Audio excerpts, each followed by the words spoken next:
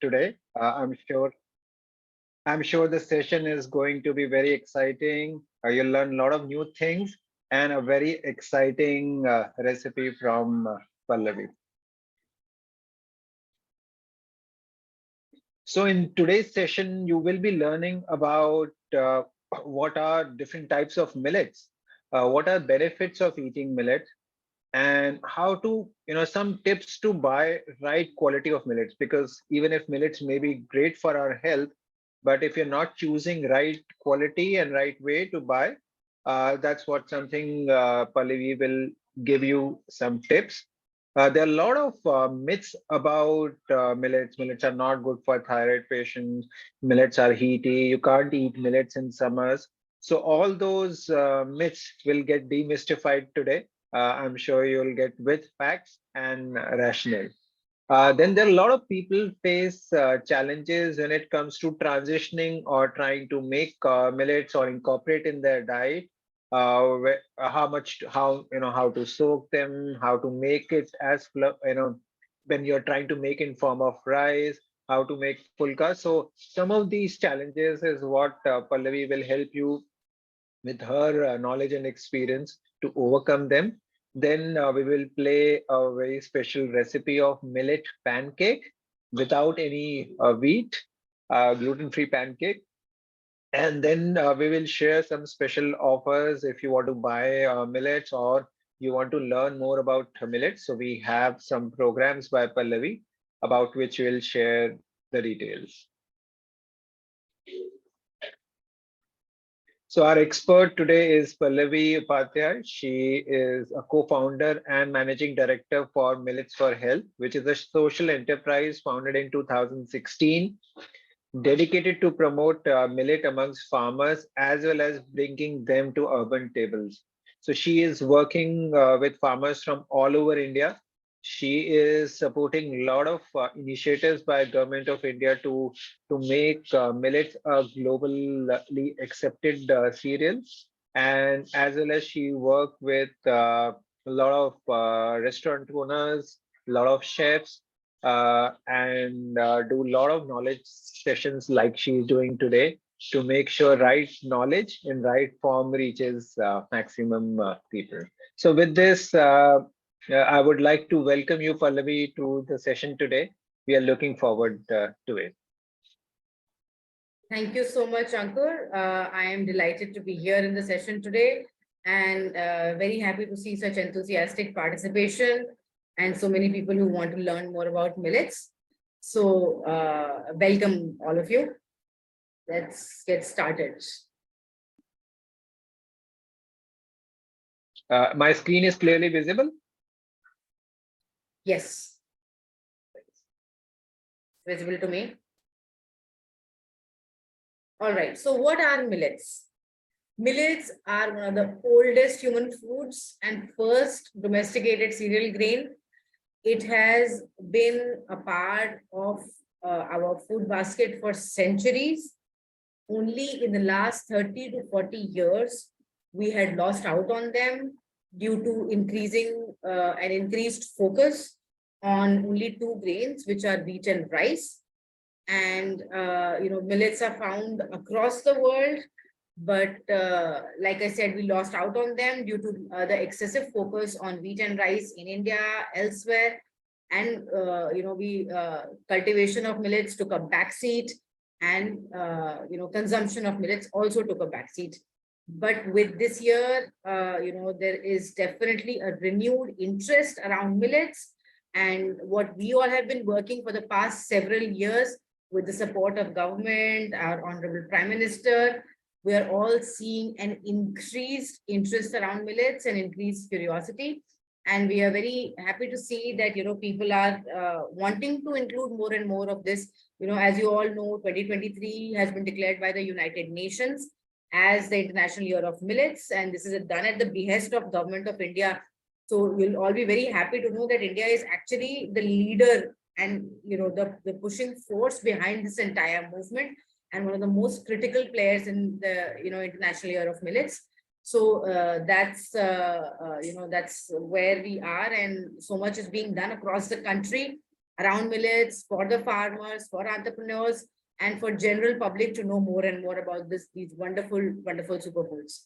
So next slide, please. Now, when we're talking about millets, it's very important to understand, demystify what all of millets refer to. Millets or Shri Ann, as they are being referred to, the new name that's really beautiful, which has been given to these millets, which is Shri Ann. And what do we mean when we say millets? So millets is a family of grains. They are basically, they can be classified into two: major millets and minor millets. Major millets are known as major millets. One is because the area in which they were grown was larger. So, the cultivable area was larger. So they were also known as major millets. Also, they are slightly bigger. And one characteristic quality of the major millets is that their outer husk of the grain, the millet, it's not indigestible. So the outer husk, it does not need to be removed before we consume it. So as you know, as a crop panicle is in the field, directly when it's beaten and if it's clean, directly that grain can be ground into atta, or it can be made into dalia or further processed for, different kinds of products.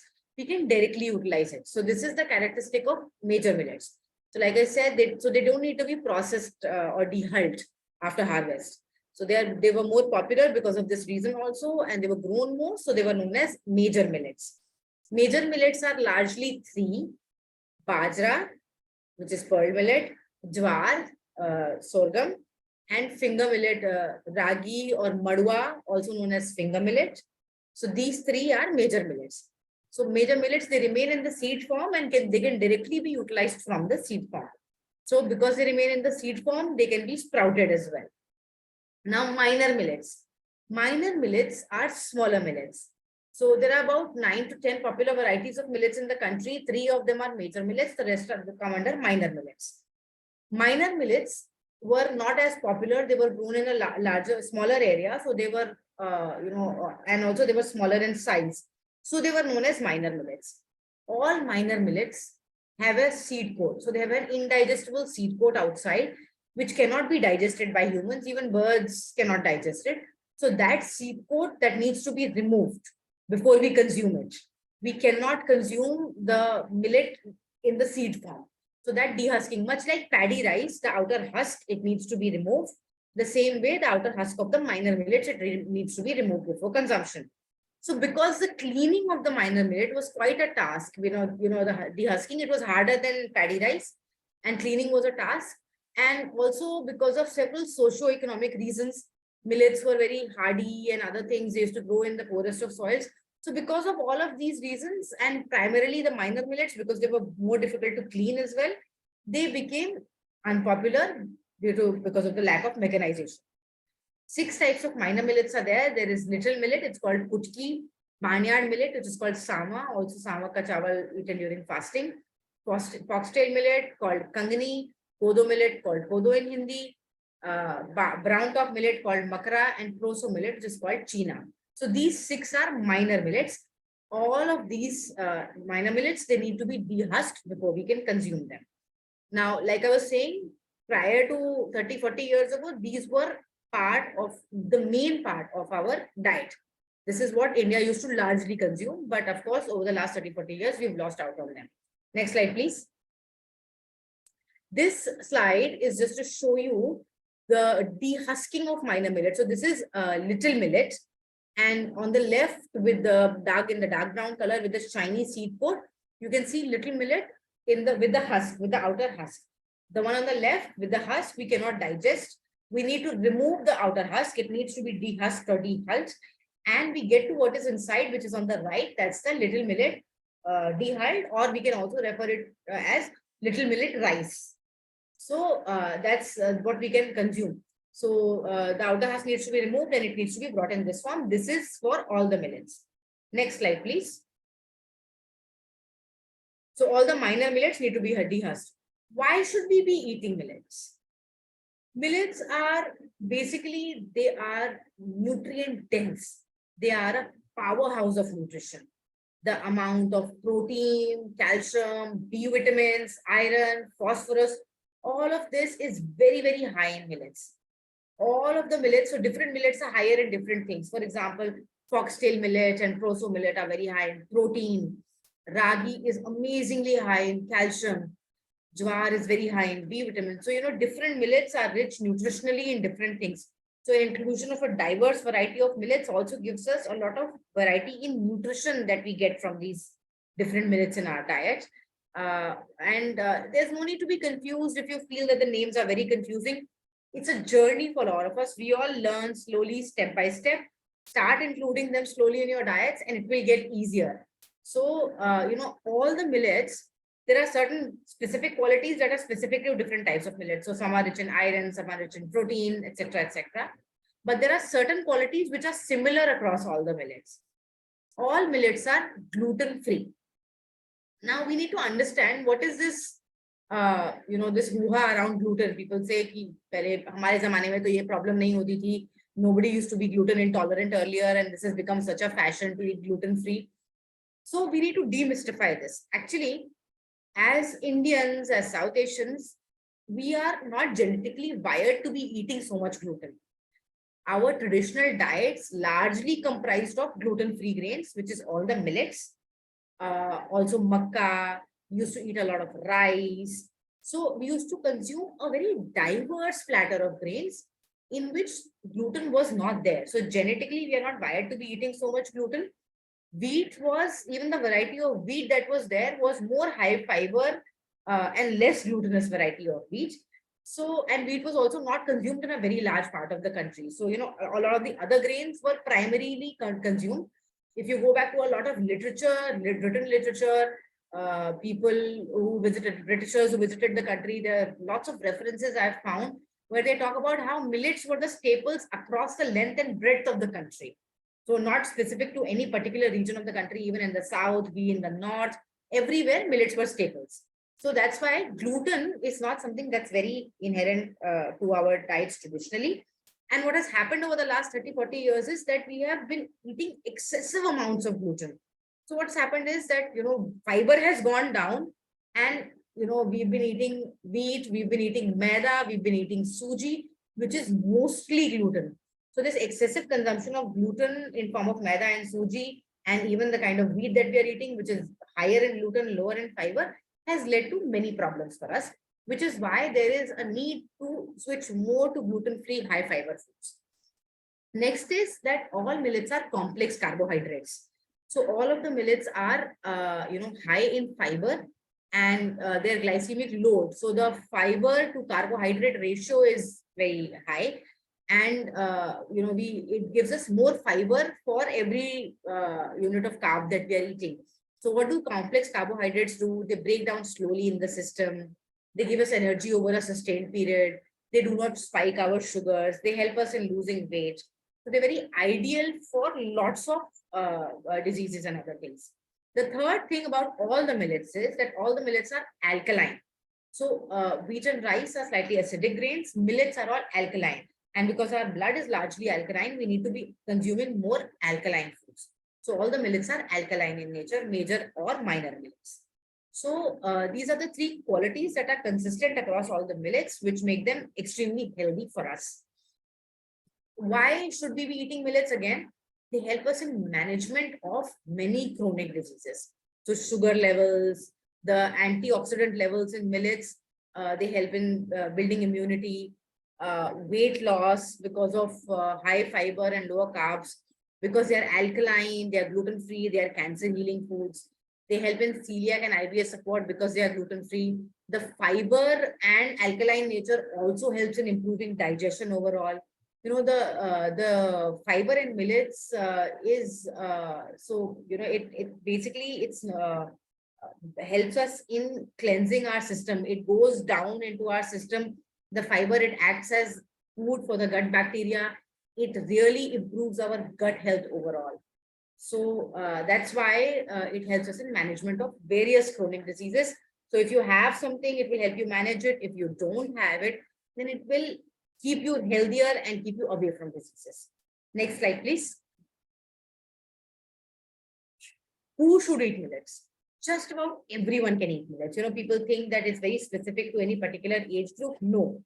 millets are good for everybody. So in the last 3-4 years in India, there is so much research that has been done about millets that, we are hearing so many things, how studies are proving that millets are good for diabetes management, how studies are proving that millets are good to increase iron levels. So for iron deficient anemia, millets are ideal foods. Studies are proving that millets are good for blood pressure and cholesterol related issues. There is a study which proves that children grow up to 50% more on a millet based diet. So really it's good for everyone. So young children and infants, it helps them in their growth. They grow up to 50% more on a millet based diet. For women, after a certain age, instead of popping calcium and iron pills, if you include these naturally fortified, naturally rich millets in your diet, it really helps you in maintaining a lot of essential nutrients in your body.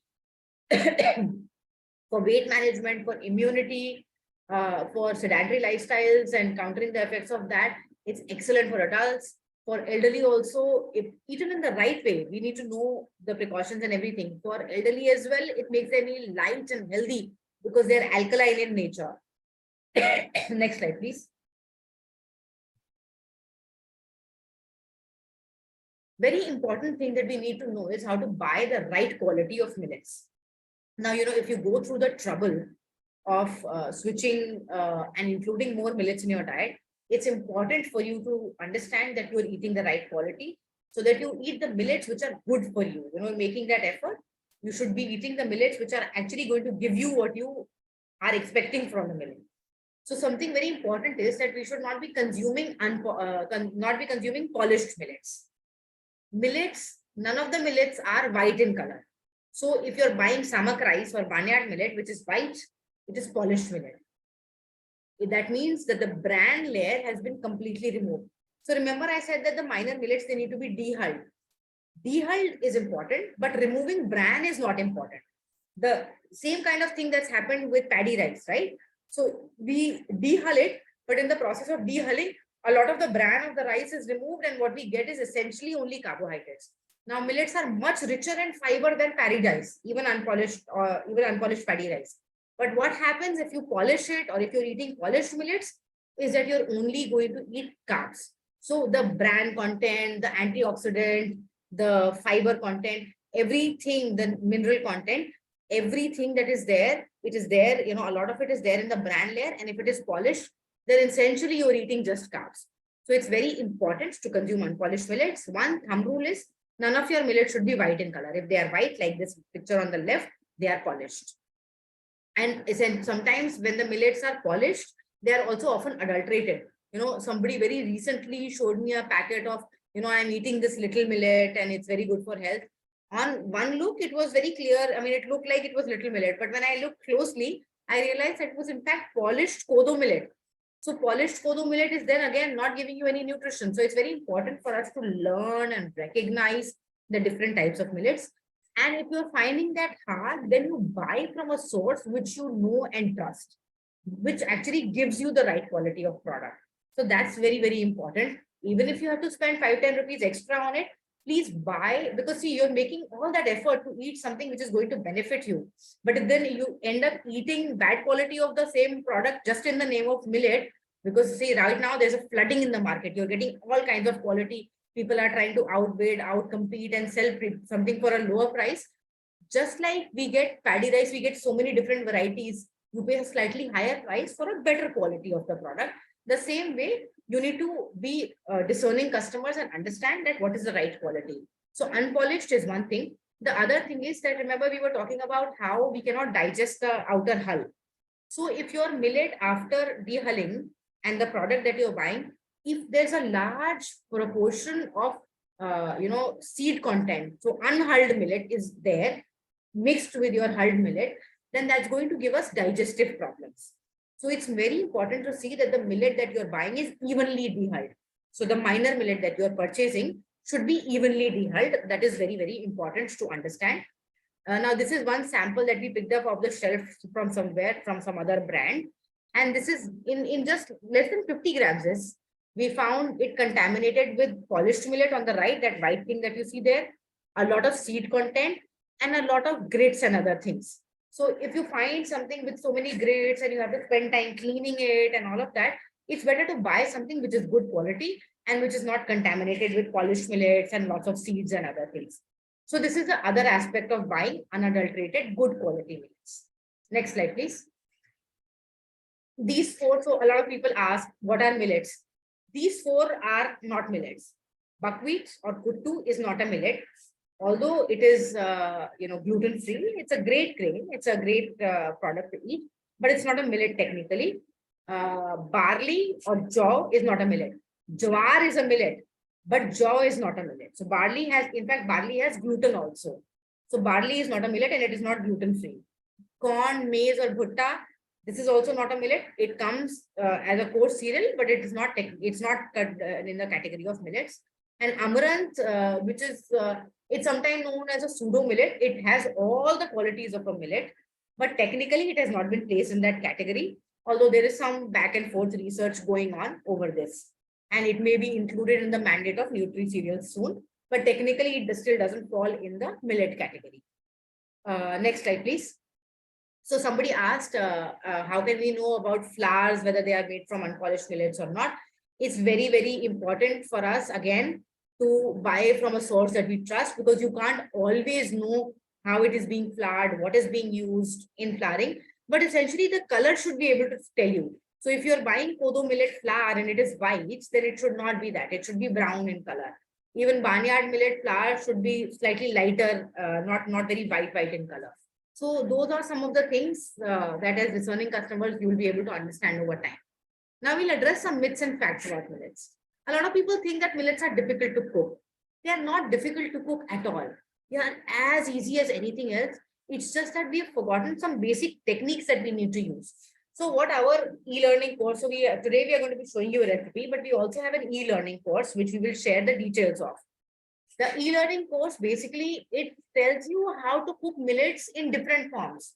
So it's very easy to cook whatever your food preference is.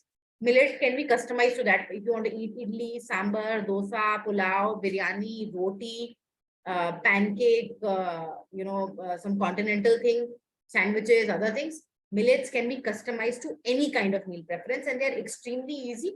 You just need to know the basic techniques. In the e-learning course, we have taught the techniques in detail. So after you take that course, then you will be able to cook just about anything with millets. And today we'll be showing you one recipe. Next slide, please. Another myth is that millets cannot be eaten in summers. Millets can be eaten all year round. So for example, bajra, which is most commonly, people think that it should not be eaten in the summers.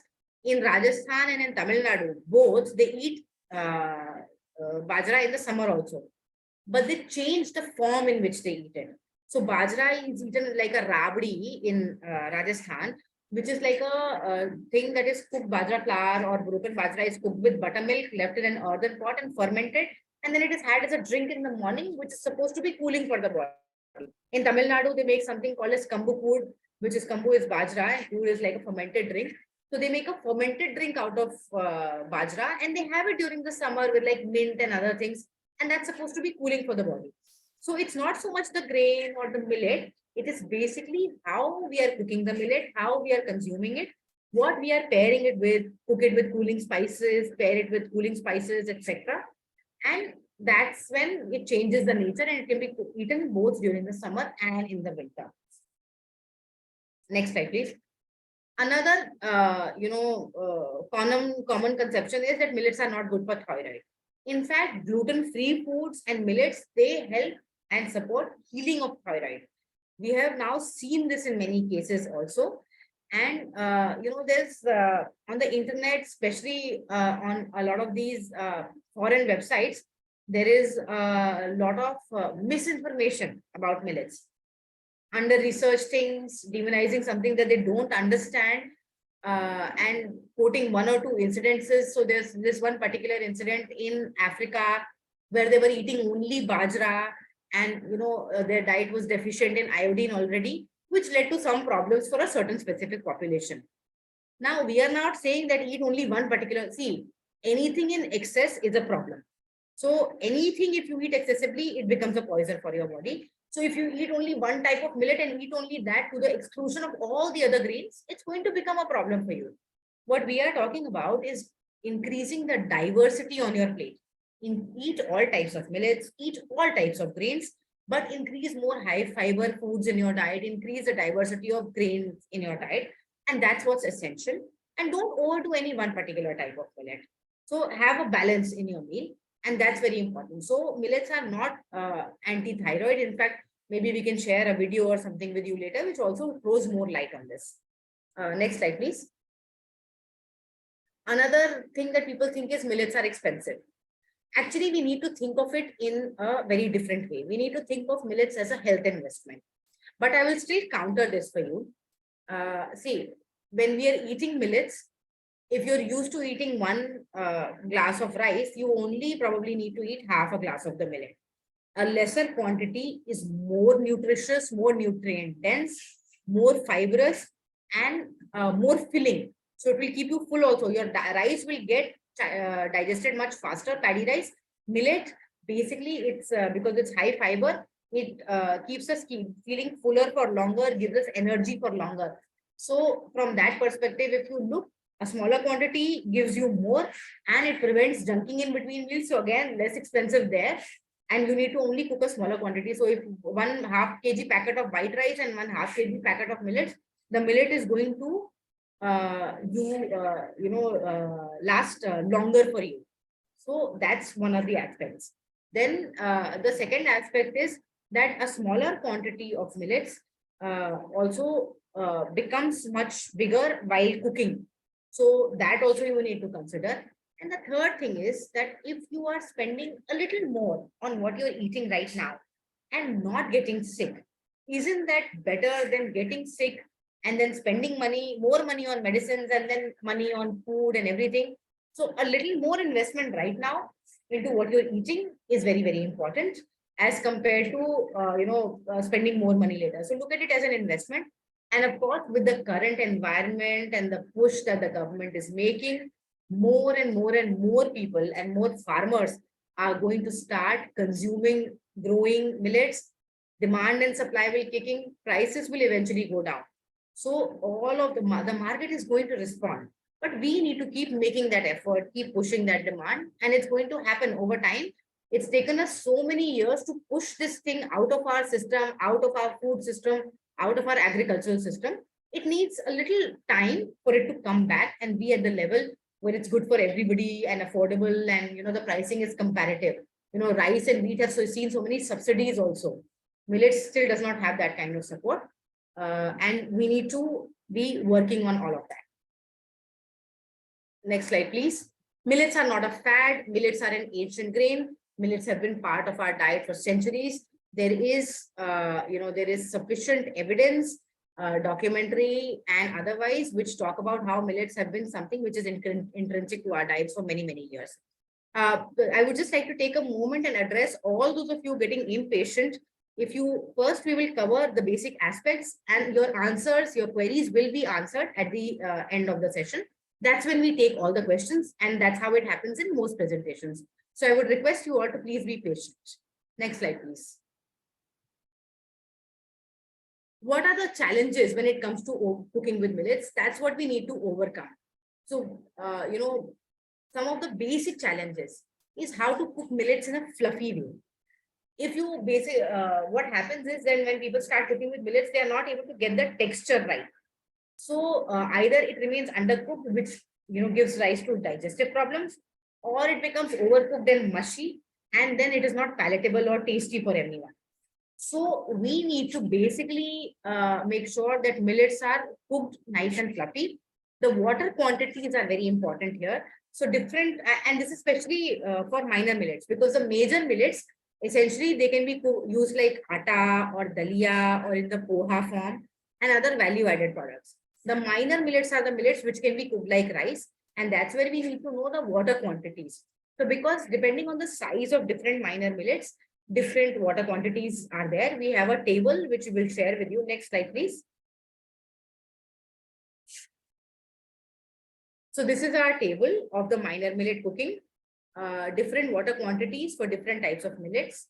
If you cook it in a stock pot with a covered lid, this is the first table will show you the kind of water quantity that is needed.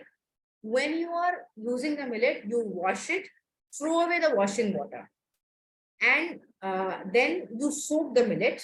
Soak it for 2 to 3 hours only. I have seen many people soaking it for 8 hours, 6 hours. Longer soaking, what it does is it makes your millet smelly. They start smelling, and then people are forced to throw away that water. The nutrients from millets are water soluble. So if you're throwing away the soaking water, then you're essentially throwing away the nutrition. So depending on your weather, soak it for 2 to 3 hours. That is sufficient for good digestibility of millets. And if you, so 2 hours is good enough. So use the same water in for cooking as you're soaking it in. And once it comes to one boil, you reduce the heat, and you can let it absorb all the water. So this is the water quantity for the stock pot method. If you're pressure cooking it, reduce the water quantity by half a cup. So basically, if you're using 1 cup of water, you use 3 cups for foxtail in the stock pot method and 2.5 times in the pressure cooker. And the whistles basically depend on what kind of cooker you're using. If it's a steel cooker, then it takes longer to heat up, longer to cool down. So 1 whistle on high, a couple of whistles on low, and that should do it. Basically, it depends on your cooker. But these are the water quantities. And this will give you nice and fluffy millets. Next slide, please. So soaking time is something that I've already addressed. A couple of hours of soaking are good enough for millets. Over soaking is not essential. It is important maybe if you're trying to reverse a serious disease, or if you're really dealing with something which is maybe life-threatening, then you soak it and use the Umbli method, which is there in our e-learning course, and you cook it like an Umbli, and that's very, very healing. That is where longer hours of soaking are required. But for all the other recipes, 1 to 2 hours of soaking is good enough. Next slide, please. So this is just, we are showing you how to make a roti. Somebody was asking earlier that I'm unable to make millet roti because millets are gluten free. So the easiest way to make millet roti is, this is with jowar flour, for example. For the other flours also, you can do the same thing. So if you're taking 1 cup of water, you take 1 cup of, 1 cup of flour, you take 1 cup of water. You bring the water to a boil. In the boiling water, you add the flour, mix it, switch off the flame, cover it, and let it covered for a few minutes, about 5 minutes.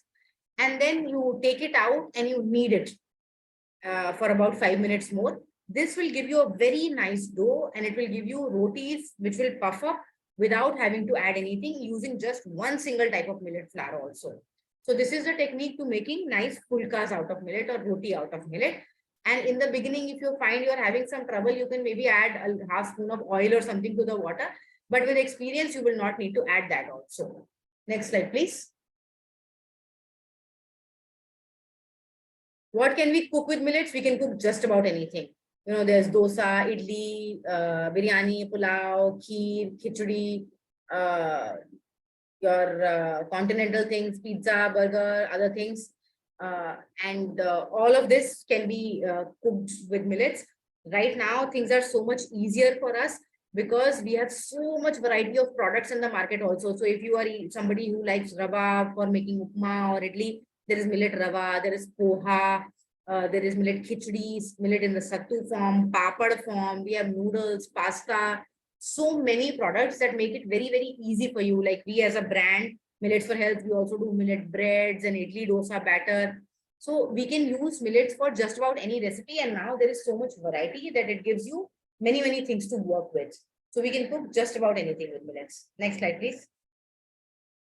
Thank you so much. We will be taking your queries towards the end. Thanks, Pallavi. Now we will play the pancake recipe. And after that, we will take up the questions.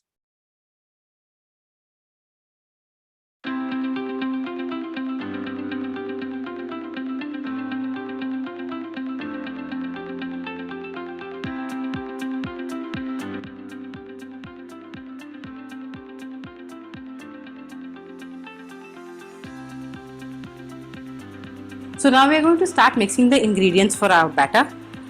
The first thing that we will do is make the egg replacer with the flaxseed meal.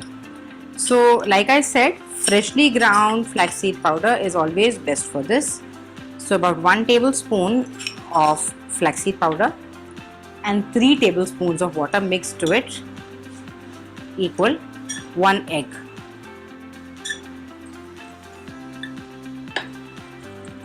So we'll just mix this and leave it aside for 5 minutes. Flaxseed has a very nice gelatinous texture that it gets. Mixing it in water helps us to get that texture, and add it to the entire pancake mix. It will help the pancake to get a nice rise. The next ingredient that we need to use is our sugar. So we'll use about 2 tablespoons of sugar for this. Oil.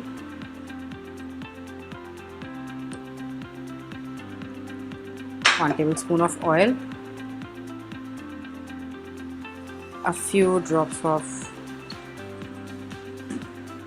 not too much, just a few drops of vanilla essence. We're going to mix this together. To this we are going to add our flaxseed meal.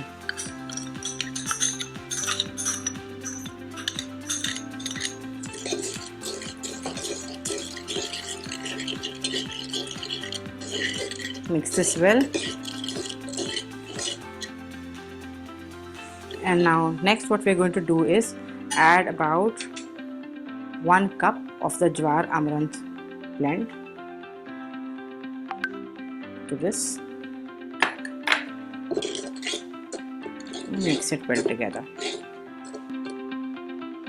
We're also going to add a pinch of salt at this stage so that it gets mixed up nicely.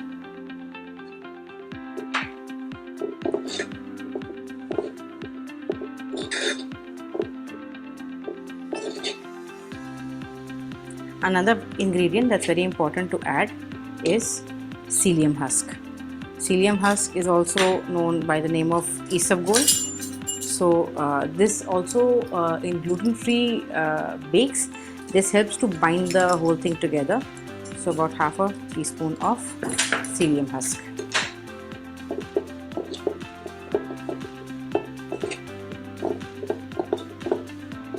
Now we will add the almond milk. So about 3/4 cup of almond milk. Add a little at a time.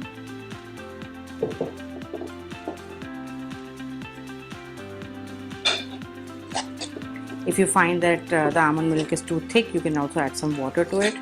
Now we'll just keep adding almond milk to this to get the right consistency. The consistency of the batter should be a pouring consistency. This is still thick, so we'll need to add more. You can add 3/4 cup almond milk, and then you can also add further some water. If you find the consistency is too thick, then you need to dilute it. If it becomes too thin, then you can add a little bit of flour. So this is our consistency of the batter. It should be a nice thick pouring consistency. We also have another ingredient, which is the baking powder. We are going to add the baking powder just before we are going to pour the pancakes. So when our pan is hot, then we are going to add the baking powder and mix it, and then start pouring our pancakes. So now our pancake batter is ready, and we are ready to pour our pancakes. Just before pouring, we have to add a pinch of baking powder to the entire thing, and we are ready to pour. So we have to just make sure that the pan is heated up, our pancake batter.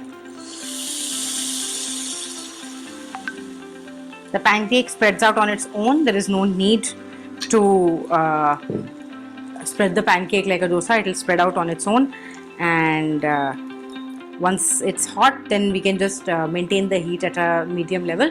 If you're doing it on a gas stove, the best way to do it is pour while on low heat and then increase the heat, and then it cooks evenly. Of course, on induction things work very differently. You can oil the pan just before cooking, pouring the pancake with an oil brush, or you can just pour some oil on the top and on the sides like this afterwards. That depends on how much oil you use and how much you need for cooking pancakes or dosas. और ये हमारा pancake बनके तैयार है।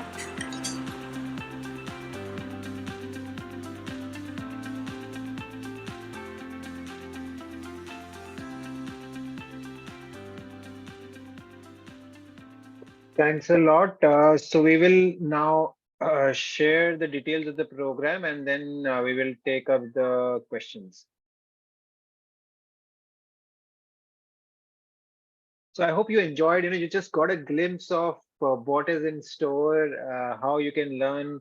Pancake is something which is, very is loved by kids, but we feel that okay, it can't be made easily at home, or you need lots of wheat. But as Pallavi showed, you can easily make it's something with millets, and something which is not only healthy but tasty at the same time. So we have a course from Pallavi if you want to learn more recipes, more in depth. So this course have been compiled by Pallavi, putting all her knowledge and experience in one go. So this is divided into 7 modules. The first module is all about foundational knowledge of millets. Then we have recipe modules. We have snacks and breakfast.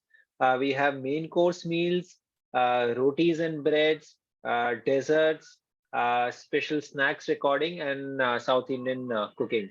So name the recipe we have covered. So we have covered whether you want to make a fulka, you want to make a dosa, you want to make a paneeram, you want to make an akki roti, or you want to bake bread, or you want to bake cookies. So that is being covered. We have ice cream in the summers are coming. We have ice cream in the program. We have pancake you just saw. We have pasta. Something in terms of desserts, obviously you have kheer, you have barfi. So we have made sure that nothing is left when it comes to the different varieties of cooking, whether you are cooking for a special occasion or you are cooking for day-to-day basis. Uh, Whenever you buy a course, there is an exclusive private WhatsApp group community with Pallavi, where she answers all the queries which people have, plus offer lots of tips, and that comes complimentary with the course. And Pallavi herself answers all the queries. So, just nutshell, this program has we have covered all the 7+ major varieties, major and minor varieties of millets which are commonly available. There is 1 or 2 recipe with each of the millets, so that those techniques can be used. And in every recipe, Pallavi will give you an alternative. Alternative in the sense that okay, this recipe you can use jowar also, or you can use a little bit flour also. Total content is 4+ hours. 35 recipe demonstration videos are there. We are giving you 5 complimentary ebooks, including the course ebook, Q&A support as I just shared. You have full 1 year access, and you will get a certificate of completion as well from the course. So, and if you want to buy the products, we have 4 packages. The starter package has 4 products.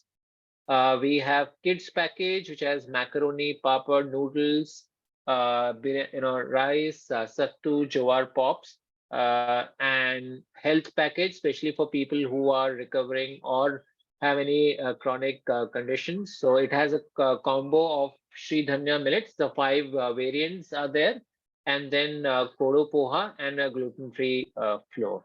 And for a family package, we have close to 10+ products which you can buy. So as soon as you buy the program, within 24 hours, you will get access to the program and add it to alumni group. And within 48 hours, your product package will be dispatched. And within 8 to 10 days, working days, the products are delivered anywhere in India. Right now, we are not doing international shipping, but very soon we'll be starting with that. So the price for that is the e-learning regular price is 1600, but only for today we are offering at a 50% discount at 799 rupees. And if you're buying any of the products with it, which is starter, kids, health, or family package, the prices are 999.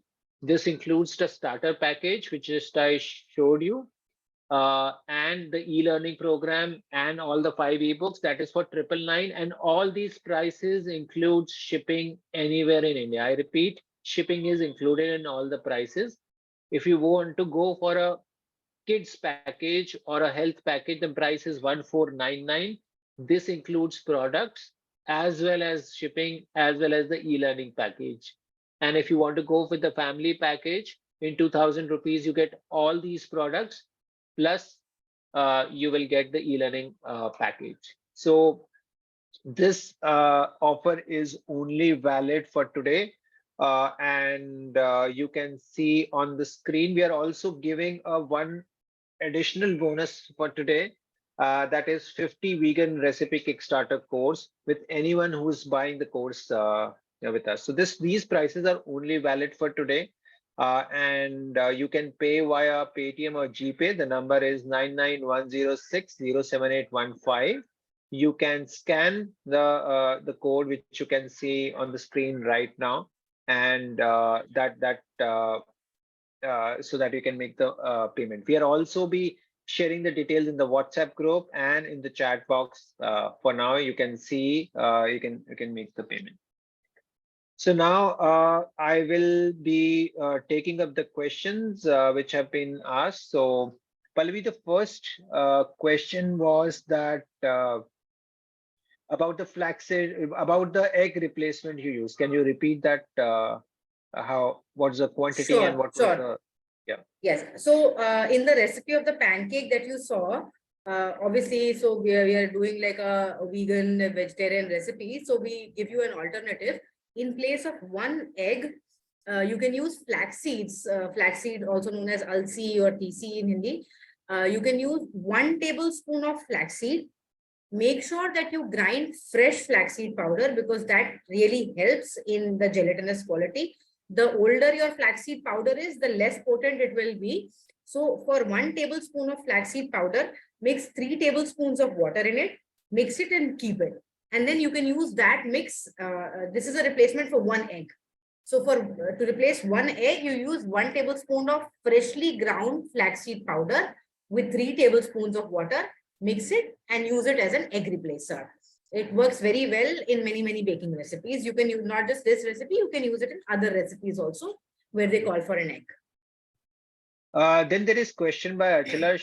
She's asking that I heard that grinding of any millet, the GI, I'm assuming it is glycemic index, it is increased. Is it true? Grinding of any millet increases the glycemic index. See, the thing is, the more whole form of the grain is always better if you're talking about glycemic index in general. So because see, what happens is that when we are taking the whole grain, we are doing the full job of chewing it, digesting it ourselves. When you're grinding it into the powder, half of the work is already done, right? So that breaks it down. Overall fiber content doesn't go down, but it does make it a little easier to digest. So it does bring it down, but it will not bring it down so much that it will be hampering you in your health goals when it comes to diabetes or weight loss. The fiber content in millets or millet flour still remains very high, and it is much more preferable to eating other things if you're talking about diabetes, weight loss, or in general eating healthy. So Anita is asking, I have read mixing of millets with wheat flour leads to bloating. Can we mix millets in wheat flour? What is your opinion? It may cause bloating in some people. It doesn't cause bloating in everyone, but especially when you're mixing ragi and wheat, that is known to cause very high bloating. It happens with my husband as well. So we never mix ragi and wheat together. It does cause bloating in some people. See, you have to listen to your body at the end of the day. But when we do jowar and wheat mix, it doesn't cause any bloating for us. So it may cause bloating in some people. It may not cause bloating in some people. You will have to just give it a try. Ragi is most known to do this. So what you can do is don't mix everything and keep it. One day mix, just keep your wheat aside if you have to do mixing, if you cannot do completely gluten-free. And, you don't always need to do it. So if nobody's allergic or has any, intolerances. If you're getting good quality, high fiber wheat, then there's no need to completely replace that also. If you want to mix, you can go ahead and mix. But my advice would be to mix one at a time. So keep your jwar, ragi, bajra, foxtail, kodo, all of that separate, and mix wheat and one millet on one day, wheat and one millet on another day. Mix it like that, will cause less digestive issues and problems. And other reason is, a lot of people mix wheat and other millet is so that they can make a roti. And that I think myth have already been clarified by Pallavi that how you can make roti just with millets without Correct. making any addition. Correct. Okay, so there is question that in the pancake recipe, can coconut milk be used instead of almond milk? Yes, Okay. absolutely. Okay, so yes, Arpana, you have to soak for dosa and idli, and that recipe is being shared in the program itself. So soaking, I think somebody asked that whether 2-3 hours of soaking is fine. In dosa idli, you will need to soak for 6 hours, 5 to Yes, 6 hours, and then grind it. So yes. but make sure that you don't soak it, keeping weather in mind. Don't make it smell, because ideally, if you're soaking the millet, best to use the water. Otherwise, your nutrients are lost. Then there is question, can we consume millet all day? See, you can, but again, there is no need to go excessively on one specific thing. So my advice to anybody who's starting their journey and eating millets is, one is that of course our bodies need high fiber, but over the years we've given it such less fiber that all of a sudden, if you start doing it in all 3 meals, it becomes very excessive and it may lead to problems, right? So what we need to do is, we need to maybe do it 3 times a week or 4 times a week or something like that. Start off, or if you can do it once a day, start it off like that.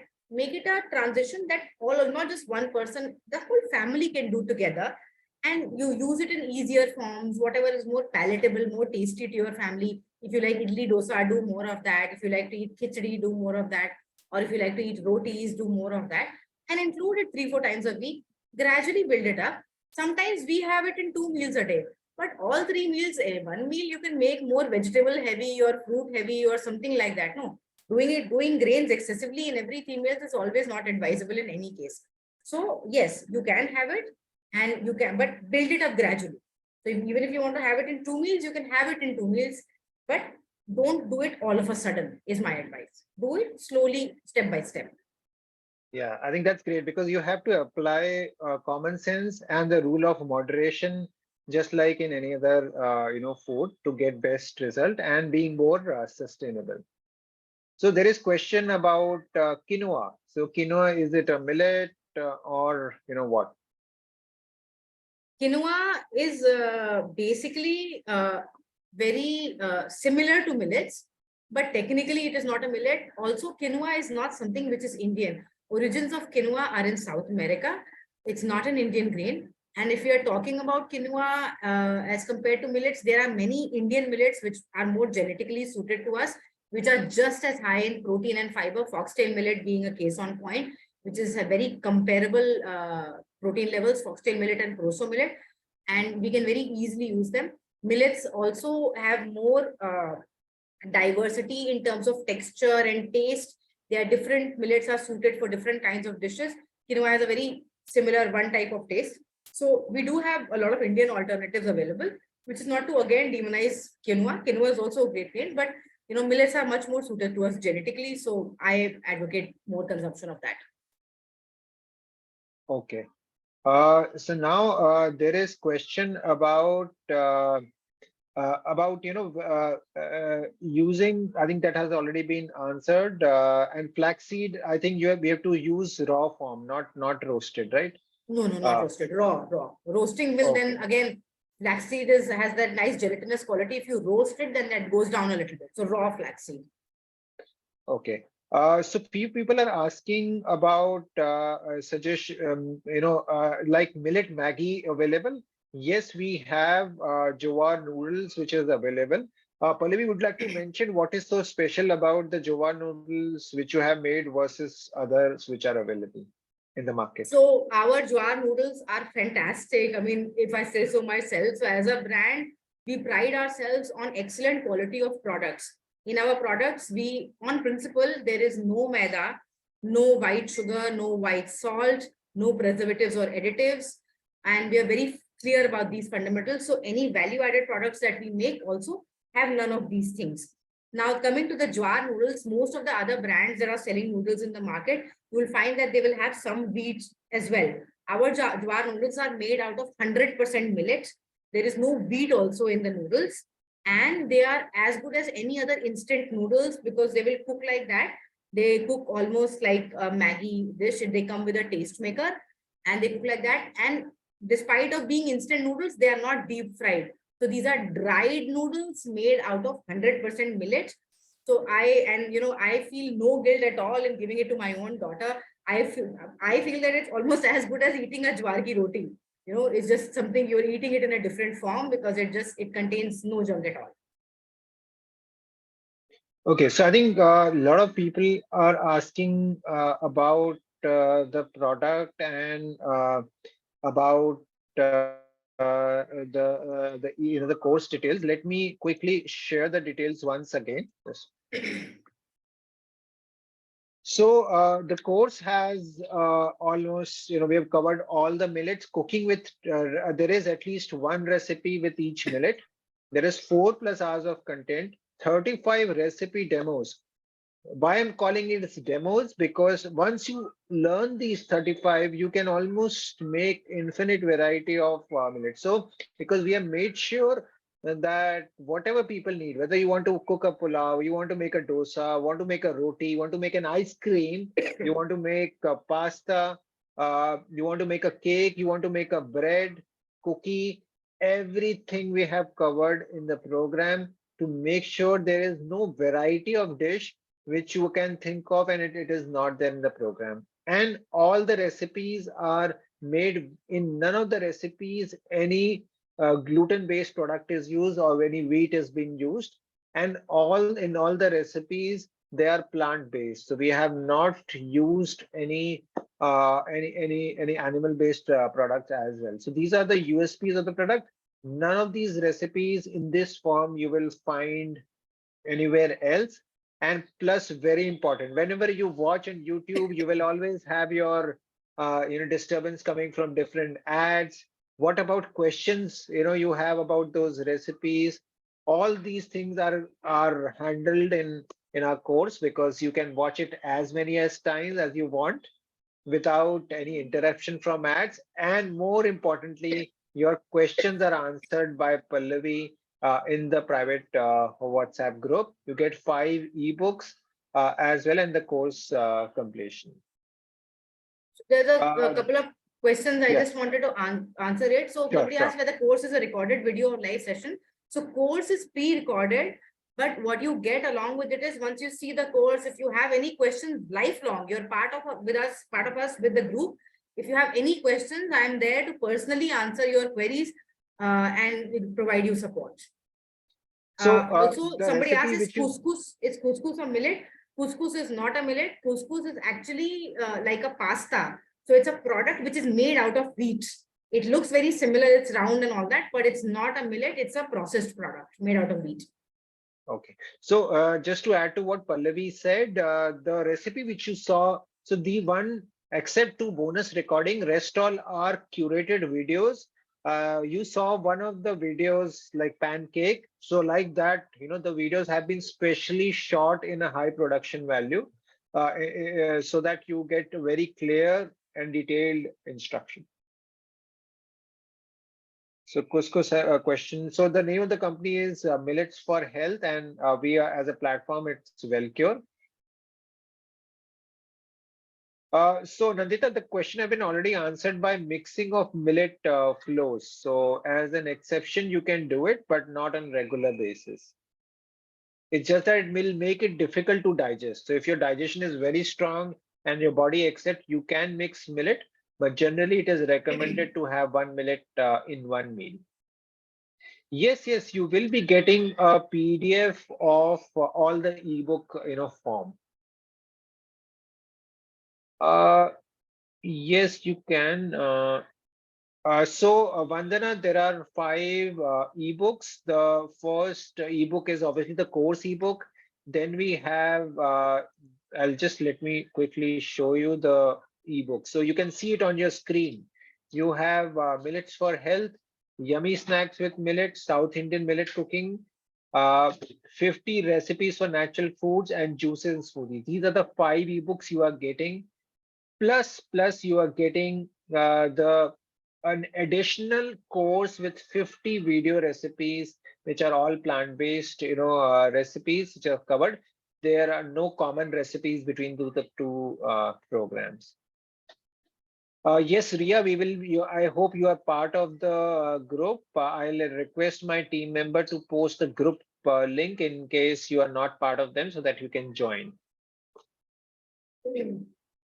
And in terms of the products, these are the products which are there in terms of package.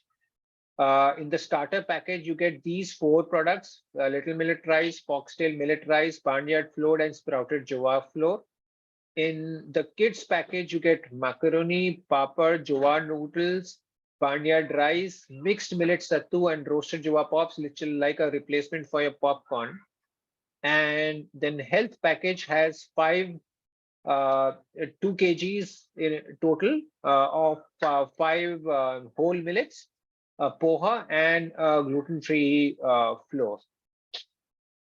And then family package has almost, you know, everything from your family, for your kids, for adults, as well as for people who are little elderly. So you have sprouted ragi flour, pasta, rice. You can check that out. And as I shared, the price only for today for the e-learning, we put up a discount. It's available at 800. And if you're buying any of the product packages, the prices are 999, 1499, and 1999. All these prices includes the e-learning package, the 2 courses, 5 ebooks, and the respective product which you choose, and shipping to any location in India, which is there. I just wanted to take a question here. Somebody was asking, joy is not a millet, so is it healthy to eat? I'll just answer that. Yes, see, diversity of grains in your diet is always good. Jaw can also be eaten, but the only thing is that jaw has some gluten, but it's something very healthy to have. You can consume jaw, you can, Rajgira is or like a pseudo millet. Rajgira is also extremely healthy. In fact, Amaranth or Rajgira we sell also as a product. Jaw, Rajgira, Kuttu, all of this you can eat. They're extremely healthy grains. Technically, they just don't come under millets. That's all. Okay, so Nehal, we will share the link where you can buy products individually as well. We'll share in the group itself. And yes, Hital, as soon as you buy the program, within 24 hours, you will get access to the program and add it to alumni group. And within 48 working hours, your product package will be dispatched to your address. Usually it takes 8 to 10 working days for products to be delivered, depending upon the location in India. So I think now we'll like to conclude the session. We hope that today's session was valuable. And thanks a lot, Pallavi, for your time today. And thank you, everyone. Yeah, and I'm there for next 5 minutes. Is there any question related to the course, how to get access, or any product related queries? So my team and myself are there, and any rest of the question will answer in the WhatsApp group. Perfect. Thanks, Thank Pallavi. you. Thanks, everyone. Thanks, Team Wellcure, and all the lovely participants. Thank you.